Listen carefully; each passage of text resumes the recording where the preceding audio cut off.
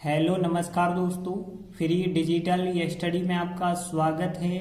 आप पढ़ रहे हैं कक्षा 12वीं NCERT गणित, जिसमें आप अध्याय 1 संबंध एवं फलन की प्रश्नावली 1.3 के अंतर्गत उदाहरण 20 देखते हैं। तो देखिए, उदाहरण 20 कहा गया है f तथा g ऐसे दो फलनों पर विचार कीजिए ताकि गॉफ जो है परिभाषित भी रहे और एकेकी भी रहे। फिर बाद में आपको चेक करना है क्या f तथा g अनिवार्यतः मतलब हमेशा दोनों एकेकी होते हैं या कोई एक एकेकी होता है, तो यह आपको बताना है।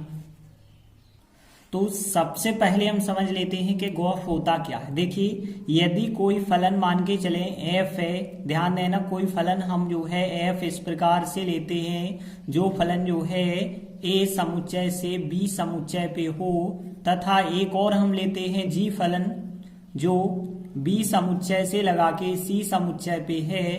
तो g और f फलनों का जो संयोजन होता है वो कहलाता है गॉफ। और गॉफ जो संयोजन होता है, देखिए यहाँ पे a से b है, यहाँ b से c है, b डबल बार है तो b को छोड़ दिया जाता है और इनका जो संयोजन बनता है गॉफ वो a समुच्चय से c समुच्चय पे होता है। तो देखिए, यह तो आप पढ़ चुके हैं। अब देखिए क्वेश्चन में क्या कहा गया है कि गॉफ जो है एकेकी है, परिभाषित भी है और एकेकी है। अब आपको f और g फलन के बारे में बताना है, क्या f भी एकेकी होगा, g भी एकेकी होगा, या दोनों एकेकी होंगे या कोई एक एकेकी होगा, इसके बारे में आपको बताना है। तो यहाँ पे जो एकेकी होता है, एकेकी का मतलब क्या होता है? गॉफ एकेकी है, इसका मतलब है ए समुच्चय के जितने भी अवयव होंगे, एक जैसे मान के चलिए यहाँ पे कुछ भी हमने अवयव 1 2 3 4 ऐसे कुछ भी अवयव होंगे, और सी में भी कुछ भी अवयव होते हैं जैसे 5 6 7 8 कुछ भी अवयव होंगे। तो देखिए, एक अवयव की एक जोड़ी ही यदि रहती है तो उसे कहा जाता है एकेकी। तो जब भी हम एकेकी की बात करते हैं तो आपको पहला समुच्चय देखना होता है जो कि x का कहलाता है। तो x के एक अवयव का एक ही प्रतिबिंब होना चाहिए। तो ध्यान देना, जब भी हम एकेकी की बात करते हैं तो x पे फोकस होना चाहिए, मतलब पहले समुच्चय पे फोकस होना चाहिए। और यदि हम आच्छादक की बात करते हैं तो इस दूसरे समुच्चय की बात होती है, मतलब y की बात करते हैं। देखिए, अब यहाँ पे एक सिंपल सा रूल आप याद रखेंगे कि यदि गॉफ एकेकी है, ध्यान देना, यदि गॉफ एकेकी है तो देखिए गॉफ का जो x होगा उसे एकेकी होना पड़ेगा। और देख सकते हैं गॉफ a से c होता है, x होता है समुच्चय a, और समुच्चय a फलन f में था, तो यहाँ पे f को एकेकी होना पड़ेगा। तो सीधा सा एक नियम जो है बनता है कि यदि गॉफ एकेकी है तो f भी एकेकी होगा। और g के बारे में आप कुछ भी नहीं कह सकते, g एकेकी हो भी सकता है और नहीं भी हो सकता है। तो देखिए, बिल्कुल हमने यही लिखा, क्योंकि हमें पता है गॉफ जो है परिभाषित भी है, एकेकी भी है, इस वजह से हम कह सकते हैं f जो है बिल्कुल अनिवार्य रूप से एकेकी रहेगा या एकेकी होना चाहिए, लेकिन g एकेकी हो ऐसा आवश्यक नहीं है। अब देखिए, आपका आंसर तो वैसे यही हो गया था, लेकिन आप चाहें तो एग्जाम्पल देके भी बता सकते हैं। तो हमें ऐसा एग्जाम्पल लेना पड़ेगा जिसमें f एकेकी हो और g एकेकी ना हो और गॉफ भी एकेकी हो जाए, क्योंकि हम कह रहे हैं गॉफ एकेकी है तो f एकेकी है, मतलब g एकेकी नहीं है। तो हमें ऐसे एग्जाम्पल लेने पड़ेंगे।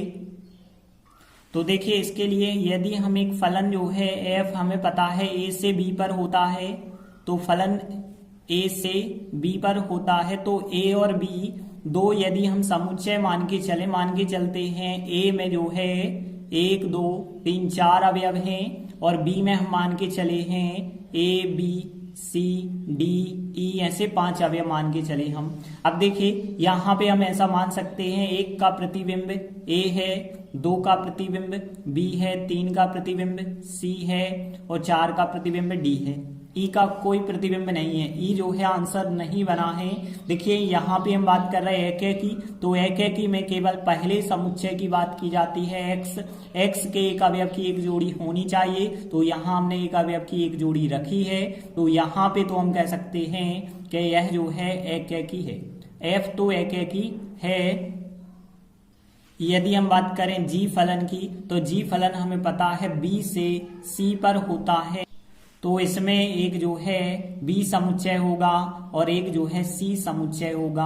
अब ध्यान देना, यहाँ पे यदि हम बात करें बी के अवयव तो बिल्कुल वही होंगे, ए होगा, बी होगा, सी होगा, डी होगा और ई होगा, क्योंकि बी तो बिल्कुल वही होना चाहिए। सी की बात करें तो सी में हम कुछ भी मान के चले, जैसे 5, 6, 7, 8 4 अवयव ले लिए। अब देखिए ए का प्रतिबिंब हमने कहा 5 से है, बी का प्रतिबिंब जो है 6 से है, सी का प्रतिबिंब 7 से है और डी का जो प्रतिबिंब है वो 8 से है और ई का भी प्रतिबिंब हमने कह दिया 8 से है। तो यहाँ पे हम देख सकते हैं कि यह जो है एकेकी नहीं है।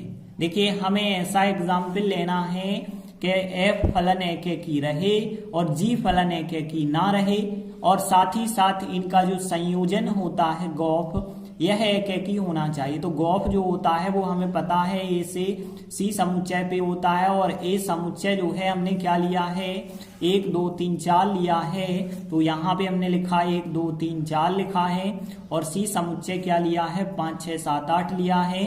तो 5 6 7 8 लेंगे तो देखिए यहाँ पे 1 का प्रतिबिंब 5 से हो जाएगा, 2 का 6 से होगा, 3 का 7 से होगा, 4 का 8 से हो जाएगा। तो यहाँ गौफ एकेकी है।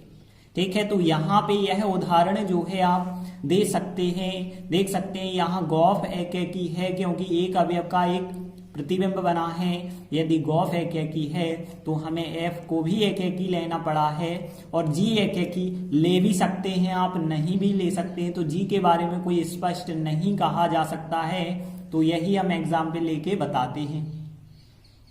तो देखिए हमने सबसे पहले माना एफ कोई फलन है 1 2 3 4 से ए बी सी डी पर ई पर है, तो हमने ये लिखा और यहाँ पे F1 का मान ए है, F2 का मान बी है, F3 का मान सी है, F4 का मान डी है। ई किसी भी अवयव का आंसर नहीं है, आच्छादक की तो यहाँ बात ही नहीं कर रहे, तो यहाँ F एकेकी है। अब देखिए तथा हमें एक जी फलन भी मानना पड़ेगा और जी फलन होता है बी से सी पर होता है। तो बी हमने क्या लिया है, बी के अवयव जो लिए हैं वो लिए हैं हमने A B C D E लिए हैं और इस से किस समुच्चय पे है, सी पे। सी समुच्चय 5 6 7 8 है, तो हमने यहाँ पे लिखा 5 6 7 8 लिखा और यहाँ पर क्या चीज है, देखिए ए का प्रतिबिंब 5 है, तो हमने यहाँ पे लिखा जी ए का प्रतिबिंब 5 है और फिर जी बी का जो प्रतिबिंब है वो 6 है और फिर जी सी का जो प्रतिबिंब है 7 है और फिर यहाँ पे डी और ई का दोनों का जो प्रतिबिंब है वो कितना है 8 है। तो हमने लिखा डी का प्रतिबिंब और जो है ई का प्रतिबिंब दोनों के प्रतिबिंब 8 के बराबर हैं। अब देखिए अब हम लिखेंगे गौफ। गौफ होता है ए से सी पर, तो हमने लिखा तथा गौफ का जो मान है गौफ, तो गौफ जो है किस समुच्चय से किस समुच्चय पर है, तो हमें गौफ जो होता है ए से सी समुच्चय पर होता है। ए समुच्चय कितना है, यहाँ ए समुच्चय था 1 2 3 4, इस समुच्चय से लगा के किस समुच्चय पर है, सी समुच्चय मतलब 5 6 7 8 पर है। तो हमने लिखा 5 6 7 8 लिखा है, इस समुच्चय पे है। और मान क्या क्या है, देखिए गौफ 1 का मान होगा 5, गौफ 2 का मान 6, गौफ 3 का मान 7, गौफ 4 का मान 8। तो देखिए हमने लिखा गौफ 1 का मान 5, गौफ 2 का मान 6, गौफ 3 का मान 7, गौफ 4 का मान 8। तो देखिए जो हमने उदाहरण लिए हैं इनसे प्रमाणित होता है एफ एकेकी है, जी एकेकी नहीं है क्योंकि 2 अवयवों का एक प्रतिबिंब है और उनका गौफ भी एकेकी है। तो देखिए हमने लिखा इन सब एग्जाम्पल से क्या प्रमाणित होता है कि गौफ तो एकेकी है और गौफ एकेकी है तो एफ जो है हमेशा एकेकी है, अनिवार्यतः एकेकी है, किंतु जी स्पष्ट रूप से एकेकी नहीं है। देखिए अगला उदाहरण 21 की बात करें, यदि गौफ आच्छादक है तो क्या एफ तथा जी दोनों अनिवार्यतः आच्छादक होंगे। तो देखिए अभी हमने पिछले सवाल में देखा था कि यदि गौफ एकेकी है तो x वाला जो फलन होगा, x वाला जो फलन था वो f था, मतलब x वाला समुच्चय जो है a है और a समुच्चय f वाले फलन पे है। तो हमने देखा गॉफ यदि एकेकी है तो एफ भी एकेकी हुआ है। अब हमें बताना है आच्छादक के लिए कहा गया है कि गॉफ यदि आच्छादक है तो आप बताइए क्या जी और एफ दोनों आच्छादक होंगे या दोनों में से कोई एक आच्छादक होगा। तो ध्यान देना, हमने बताया था एकेकी निर्भर करता है एक्स के मान पर। एक्स के मान का एक अवयव का एक प्रतिबिंब होना चाहिए, तब एकेकी कहलाता है। तो एक्स मतलब ए समुच्चय और ए समुच्चय का मतलब एफ फलन। लेकिन आच्छादक की भी हमने बात बताई थी, आच्छादक वाई पर निर्भर करता है। इस वाई पर ध्यान देना, आच्छादक जो होता है वाई पर निर्भर करता है। वाई पर मतलब जो दूसरा समुच्चय होता है उसका प्रत्येक अवयव आंसर बना होना चाहिए। तो आच्छादक वाई पर निर्भर करता है, वाई पर मतलब सी समुच्चय पर, और सी समुच्चय होता है जी में। तो यहाँ कहने का अर्थ है यदि गॉफ आच्छादक है तो जी हमेशा आच्छादक होगा। जी जो है आच्छादक होना चाहिए, तभी गॉफ जो है आच्छादक होगा। तो यहाँ पे अब हम क्या बताएंगे कि गॉफ आच्छादक है तो जी को आच्छादक होना जरूरी है। एफ के बारे में आप कुछ भी नहीं कह सकते, एफ आच्छादक होगा या नहीं होगा, दोनों कंडीशन हो सकती है। तो देखिए बिल्कुल हमने यही बात लिखी, चूंकि गॉफ आच्छादक दिया गया है और गॉफ यदि आच्छादक है तो हमने बताया जी हमेशा, जी अनिवार्यतः आच्छादक होना चाहिए। लेकिन एफ आच्छादक हो ऐसा आवश्यक नहीं है, आच्छादक हो भी सकता है और नहीं भी हो सकता है। तो अब देखिए, अब हम उदाहरण के द्वारा और बता देते हैं कि गॉफ आच्छादक है तो यहाँ जी भी आच्छादक है लेकिन एफ आच्छादक नहीं है। हम उदाहरण देके बताते हैं। तो देखिए, जो हमने पिछले सवाल में, पिछले उदाहरण में हमने एग्जाम्पल लिए थे वही एग्जाम्पल हम यहाँ पे लेंगे। देख सकते हैं यहाँ पे एफ फलन जो था हमने 1 2 3 4 से लगा के A B C D E पर लिया था, तो यहाँ ई अवयव खाली बच चुका है। तो एफ आच्छादक तो नहीं है, क्योंकि आच्छादक तब होता है जब दूसरे समुच्चय के हर एक अवयव को आंसर बनाया गया हो। तो यहाँ ई जो है किसी भी अवयव का आंसर नहीं है, तो इस वजह से एफ फलन आच्छादक नहीं है। और यहाँ पे देखें, जी फलन के जितने भी अवयव हैं वाई में मतलब दूसरे समुच्चय में, वो सभी अवयव आंसर बने हुए हैं, तो यह तो आच्छादक है। जबकि गॉफ यदि हम देखें तो गॉफ का भी दूसरा जो समुच्चय है उसके सभी अवयव आंसर बने हुए हैं, तो गॉफ भी यहाँ पे आच्छादक है। तो यहाँ गॉफ आच्छादक है और जी आच्छादक है लेकिन एफ आच्छादक नहीं है। तो यही एग्जाम्पल जो हमने अभी दिया था वो फिर दोबारा देते हैं एग्जाम्पल। तो देखिए, हम मान के चले एक फलन एफ है 1 2 3 4 समुच्चय से A B C D E समुच्चय पर है, और 1 का प्रतिबिंब 1 है और 2 का प्रतिबिंब बी, 3 का प्रतिबिंब सी, 4 का प्रतिबिंब जो है डी है। इसी प्रकार हम एक जी फलन मान के चलेंगे जो बी से सी पर है, मतलब इस समुच्चय से इस समुच्चय पर है। तो हमने लिखा एक फलन जी माना गया है, और जो जी फलन है A B C D E इससे जो है 5 6 7 8 समुच्चय पर है, और जी ए का मान 5, जी बी का मान 6, जी सी का मान 7 और डी और ई का जो प्रतिबिंब है वो 8 है। तो जी डी और जी ई दोनों के प्रतिबिंब 8 के बराबर हैं। अब हम आगे गॉफ फलन जो है मानेंगे। गॉफ फलन क्या मानेंगे, ए से सी पर है मतलब 1 2 3 4 से 5 6 7 8 पर है। तो देखिए, हमने लिखा कि गॉफ फलन जो है 1 2 3 4 से 5 6 7 8 पर है। यहाँ पे गॉफ 1 का मान 5, गॉफ 2 का मान जो है 6 है, और गॉफ 3 का मान 7 है, गॉफ 4 का मान 8 है। तो देखिए यहाँ पे अब क्या स्पष्ट है, यहाँ पे देख सकते हैं गॉफ जो है आच्छादक है, क्योंकि देख सकते हैं जो सी वाला समुच्चय वाई समुच्चय की बात करते हैं तो वाई देख सकते हैं वाई के सभी अवयव आंसर बने हुए हैं। गॉफ आच्छादक है, गॉफ आच्छादक है तो जी भी आच्छादक है। देखिए यहाँ पे जो 5 6 7 8 हैं, जो हर एक अवयव के जो है प्रतिबिंब बने हुए हैं, कोई प्रतिबिंब जो है यहाँ पे खाली नहीं बचा है, तो जी आच्छादक है। लेकिन एफ आच्छादक नहीं है क्योंकि यहाँ ई अवयव खाली बच चुका है।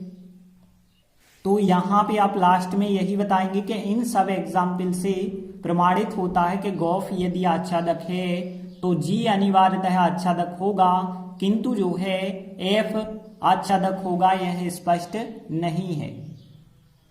तो देखिए लास्ट लाइन में क्या लिखना है, इन सब उदाहरणों से, जो हमने जो उदाहरण दिए हैं इन सब एग्जाम्पल से प्रमाणित होता है कि गौफ आच्छादक है यदि तो जी अनिवार्यतः आच्छादक होगा, किंतु एफ जो है आच्छादक होगा या नहीं होगा, तो स्पष्टतः आच्छादक नहीं है इस एग्जाम्पल पे। देखिए अगला उदाहरण है, मान लीजिए कोई फलन एफ है 1 2 3 से ए बी सी पर है और एकेकी और आच्छादक फलन है, और आगे जो है f1 का मान a, f2 का मान b और f3 का मान c बताया गया है। अब यदि कोई g फलन जो है आप उसको पलट के ले लेते हैं तो सिद्ध करना है कि g फलन का यदि अस्तित्व है तो गौफ का मान ix होगा, फॉग का मान iy हो जाएगा, जहां x जो है 1 2 3 को बताया गया है और y जो है a b c को बताया गया है। तो देखिए हमने लिखा दिया है एक फलन f है 1 2 3 से ए बी सी पर है, और यहाँ पे f1 का मान जो है a है और f2 का जो मान है f2 का मान b है और f3 का जो मान है वो c है। ये तो हमें क्वेश्चन में दिया गया है। तथा यदि g फलन इस प्रकार से माना जाए कि इसको पलट के माना जाए, 1 2 3 से ए बी सी है, अब यहाँ पे बताया गया ए बी सी से 1 2 3 मान लिया जाए। यदि आप ए बी सी से 1 2 3 मान लेते हैं, इसको पलट के मानते हैं, तो ध्यान देना पलट के जो करने पर यहाँ पे जी ए का मान 1 होगा, ठीक है ना। आप लिखेंगे जी ए का जो मान होगा 1 हो जाएगा और जी बी का जो मान होगा वो 2 हो जाएगा और जी सी का जो मान होगा वो 3 हो जाएगा। अब देखिए अब आपको कहा गया है कि आपको क्या दर्शाना है, जो जी फलन ऐसा लेना था ताकि गौफ का मान ix हो जाए, फॉग का मान iy हो जाए। तो अब जो है हम यहाँ पे गौफ का मान निकालेंगे और चेक करेंगे कि गौफ का मान क्या निकलता है। तो देखिए गौफ का मतलब होता है गौफ x। गौफ का मतलब क्या होता है, ध्यान रखना, गौफ x होता है। देखिए यहाँ लास्ट में f दिया गया है और f फलन जो है x के रूप में होता है, क्योंकि जब भी हम f फलन की बात करते हैं तो पहले ही समुच्चय की बात करनी होती है, पहला समुच्चय मतलब x का। तो गौफ x निकालते हैं और x का जो मान होगा क्वेश्चन में बताया गया है 1 2 3, इसलिए हम 1 रखेंगे, 2 रखेंगे, 3 रखेंगे। तो यहाँ x के स्थान पर हम एक बार गौफ 1 रखेंगे, फिर जो है गौफ 2 रखेंगे और फिर जो है गौफ 3 रखेंगे। तो इस प्रकार से हमें जो है मान रखने पड़ेंगे गौफ 1, गौफ 2 और गौफ 3। और देखिए आपको पता है गौफ x कैसे निकाला जाता है। तो गौफ x निकालने के लिए जो तरीका होता है, जी ओ का मतलब कोष्टक और बाकी बचा होगा जो fx लिख देते हैं आप। तो यहाँ पे भी सेम बिल्कुल वही आपको विधि अपनानी पड़ेगी। तो जी लिखा ओ का मतलब कोष्टक है, बाकी क्या बचा होगा, f1 बचा होगा। अब देखिए f1 का मान रख देना, जी लिखा हमने और f1 का मान कितना है, a है, तो हमने a रख दिया और ga का जो मान आया है, ga का मान कितना है, 1 है। और गौफ 2 की बात करें तो यहाँ पे अब जी लिखेंगे, ओ का मतलब कोष्टक लगाएंगे, बाकी बचा f2। और यदि हम देखें तो यहाँ पे जी हमने लिखा और f2 का मान कितना है, b है, तो हमने यहाँ पे b रखा। अब बन चुका है जी बी और जी बी का जो मान है वो कितना है, 2 आ जाएगा।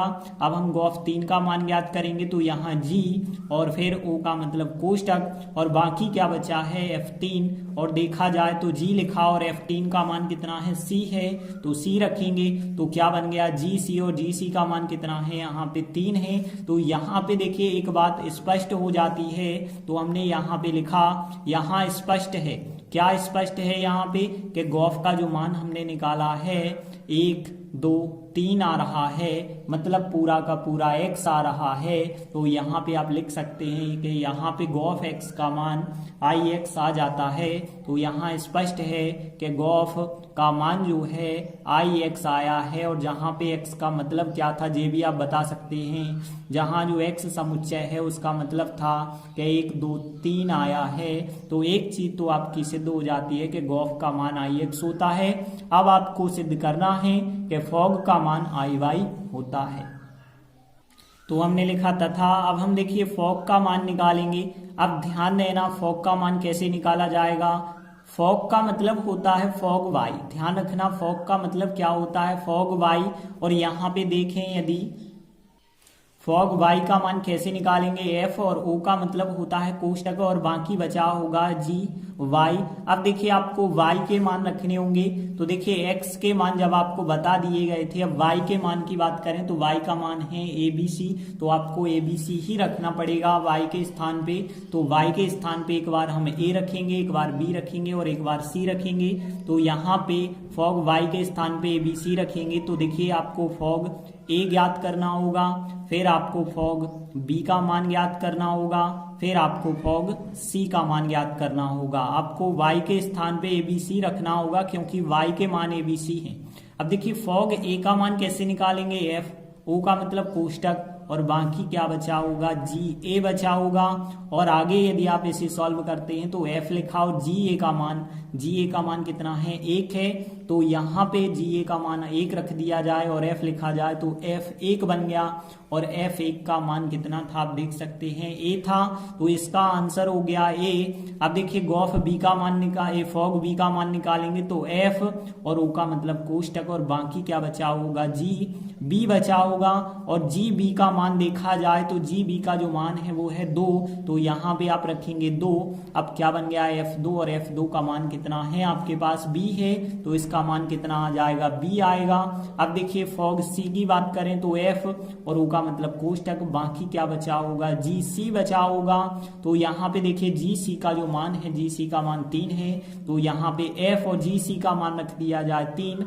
अब देखिए बन चुका है f3, और f3 का मान आपके पास कितना था, c था, तो इसकी जगह आप c लिख देते हैं। तो आप देख सकते हैं कि यहाँ पे फॉग का मान जो आया है, फॉग का जो आंसर आया है वो ABC आया है। ABC मतलब पूरा का पूरा y आ चुका है। तो आप लिख सकते हैं कि यहाँ स्पष्ट है कि फॉग का जो मान हमने निकाला है वो फॉग का मान IY आ चुका है, जहां पे आप बता सकते हैं कि y का मान जो था वो ABC था। तो इस प्रकार से हमारा सवाल सिद्ध हो जाता है कि गॉफ का मान IX है और फॉग का मान IY है। तो इस प्रकार आज हमने 3 महत्वपूर्ण उदाहरण किए। आगे के वीडियो में हम आगे के उदाहरण करेंगे। धन्यवाद।